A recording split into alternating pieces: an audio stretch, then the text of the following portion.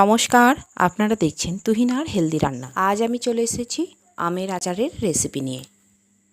আজকে আমার রেসিপি তেল ছাড়া আমের আচার। সবার প্রথমে দুটো বড় সাইজের কাঁচা মল্লিকা আম নিয়ে নিয়েছি, আর এইগুলো চৌকো চৌকো করে কেটে নিয়েছি। ভালো করে ধুয়ে আমি জল ঝারিয়ে রেখে দিয়েছি। এবারে কড়ায় আমি একটা ভাজা মশলা তৈরি করে নেব। নিয়েছি কয়েকটা শুকনো লঙ্কা, 1 চামচ ধনে, 1 চামচ জিরে, 1 চামচ পাঁচফোড়ন আর 1 চামচ মৌরি।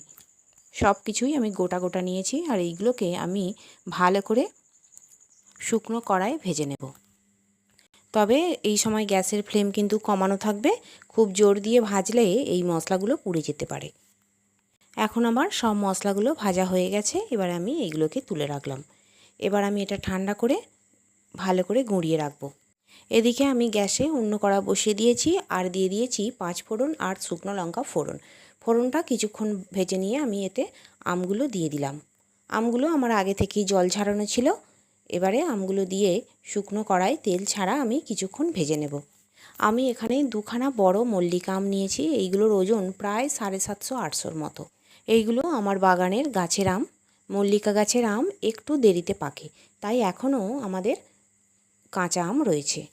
আমগুলো কিছুক্ষণ নাড়াচাড়া করে নেবার পর আমি এতে দিয়ে দেব গুড়। এখানে প্রায় 700 মতো আমার গুড় রয়েছে। এবার সরাসরি আমি গুড়টা দিয়ে দিলাম। আমি এই আচারে 1 ফোঁটাও জল দেব না। এই গুড়টা কিছুক্ষণ পরই গলে যাবে, আর তখন অনেকটাই পাতলা হয়ে যাবে।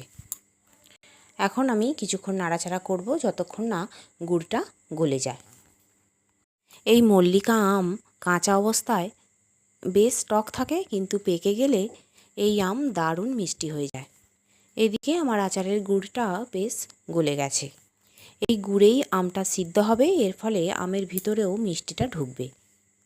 এখন আমি দিয়ে দিলাম একটুখানি নুন। আচারে একটুখানি নুন দিলে আচার বেশ টেস্টি হয়, তবে খুব বেশি নুন দিলে কিন্তু ভালো লাগবে না। এখন আমি বেশ কয়েক মিনিট গুড়ের মধ্যে আমটাকে ফুটতে দেব। এতে করে আমটা বেশ ভালো করে সিদ্ধ হয়ে যাবে।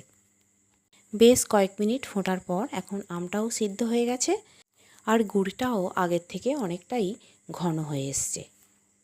এবার আমি এই আচারের মধ্যে দিয়ে দেব সেই গুঁড়ো করে রাখা ভাজা মশলাটা। মোটামুটি কয়েক চামচ আমি এতে দিয়ে দিলাম, আর ভালো করে মিশিয়ে নিলাম। এই ভাজা মশলা আচারের মধ্যে দিলে আচারের টেস্ট কিন্তু খুব সুন্দর হয়।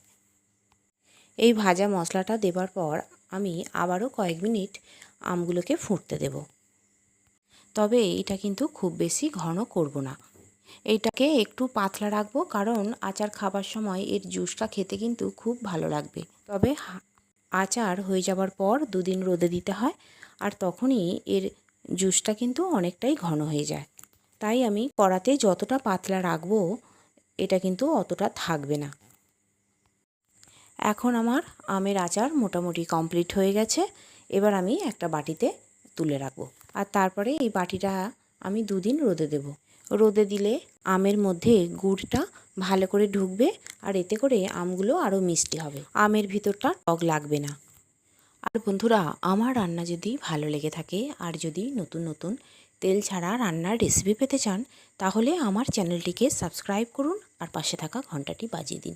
আর লাইক, শেয়ার, কমেন্ট করতে কিন্তু একদম ভুলবেন না। এদিকে আমি আচারের ওপর আরেকটু ভাজা মশলা ছড়িয়ে দিলাম। তৈরি হয়ে গেল আমার দুর্দান্ত স্বাদের আমের আচার।